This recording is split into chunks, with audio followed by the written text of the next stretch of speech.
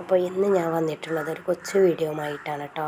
ഇന്നത്തെ ഒരു ദിവസം ഉച്ചവരെയുള്ള കാര്യങ്ങളാണ്. ഇപ്പോൾ രാവിലെ തന്നെ ചോറും കറിയൊക്കെ ആയിട്ടുണ്ട്. പിന്നെ തുടക്കമാണ്.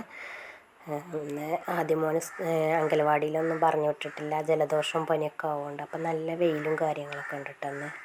അപ്പോൾ കുറച്ച് തുണികളൊക്കെ തിരുമ്പിയിട്ടിട്ടുണ്ട്. അടുത്ത വീട്ടിലാണ് കേട്ടോ തിരുമ്പിയിട്ടിട്ടുള്ളത്. അവിടെ ആരുമില്ല. അപ്പം എല്ലാവരും അവിടെ നിന്ന് പൊയ്ക്കോളി വിരുന്ന് പോയതാണ്. അപ്പോൾ നല്ല വെയിലുണ്ട്. നമ്മളെ മുറ്റത്താണെങ്കിൽ വെയിലുമില്ല. അപ്പോൾ തുണികളൊക്കെ മുറ്റത്ത് ഉണങ്ങാനിട്ടേക്കുക. നല്ല പച്ചപ്പും കാര്യങ്ങളൊക്കെ ഉള്ള സ്ഥലം തന്നെയാണ് കേട്ടോ. മരങ്ങളും ഇതൊക്കെ ഉണ്ട്.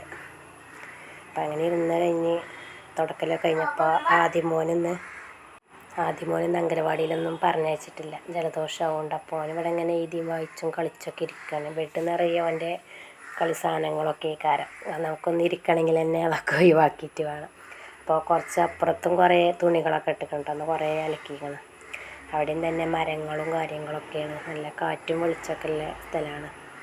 പിന്നെ ഇത് ഞാൻ നട്ടുണ്ടാക്കിയൊരു മുളകാട്ടോ. അപ്പോൾ ഇങ്ങനെ മുളകുണ്ടായപ്പോൾ കൂടി അത് കാണിച്ചു തന്നതാണ്.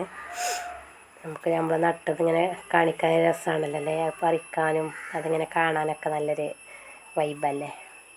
അപ്പം അത് നമ്മൾ അങ്ങാടിയിൽ നിന്നൊക്കെ വാങ്ങണ മുളകാണ് കേട്ടോ, പച്ചക്കറി കടയിൽ നിന്ന്.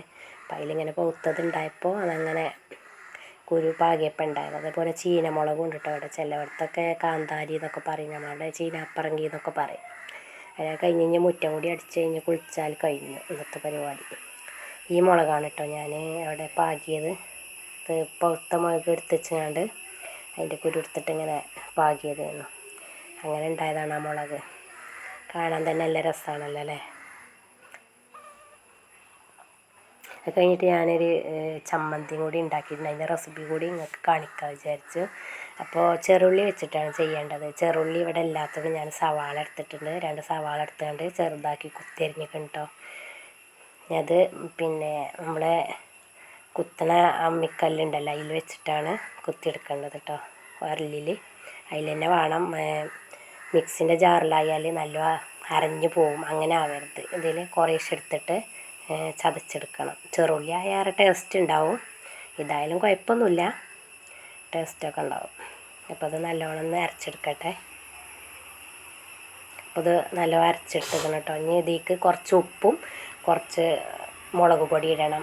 കാശ്മീരി ചില്ലി ഉണ്ടെങ്കിൽ നല്ല കളർ കിട്ടും.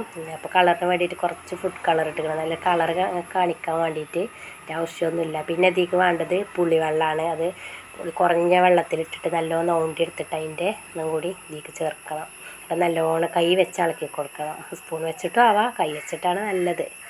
എന്നിട്ട് പിന്നെ ഇതിലേക്ക് വേണ്ടത് കുറച്ച് വെളിച്ചെണ്ണ ചൂടായിട്ട് അതിക്ക് കറിവേപ്പില ഇട്ടുകൊണ്ട് മൂപ്പിച്ചിട്ട് ഇതിക്ക് ചൂട് കൊടുക്കാൻ ആ എണ്ണ ഒഴിച്ചു കൊടുക്കണം. അതാണ് ഇതിൻ്റെ ടേസ്റ്റ്. നല്ല ടേസ്റ്റാണ്.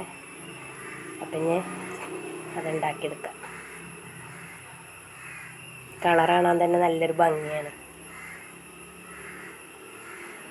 അപ്പം ചട്ടി അടുപ്പത്ത് വെച്ചിക്കണ്. വെളിച്ചെണ്ണ ഒഴിച്ചു കൊടുത്താൽ ചൂടായതിന് ശേഷം കുറച്ച് കറിവേപ്പില ഒന്നിങ്ങനെ പിച്ചിയിട്ട് ഇട്ട് കൊടുക്കുക. അരിഞ്ഞാണ്ടോ കൈ കൊണ്ട് ഇങ്ങനെ ഇതാക്കിയാണ്ട് ഇട്ട് കൊടുക്കുക. എന്നിട്ട് അതൊന്നിങ്ങനെ ഇളക്കി കൊടുത്തിട്ട് മൂത്ത് വരണം.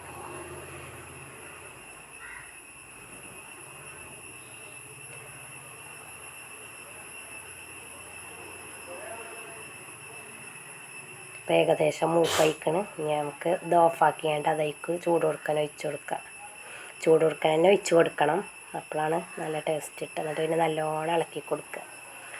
ഇളക്കിയിട്ട് ഉപ്പ് കുറവുണ്ടെങ്കിൽ ഇട്ട് കൊടുക്കുക. എന്നിട്ട് ചോറിൻ്റെ കൂടെ നല്ല ടേസ്റ്റാണ്. വേറെ എന്ത് കൂട്ടാനില്ലെങ്കിലും നമുക്ക് തൊഴിച്ചിട്ട് ചോറ്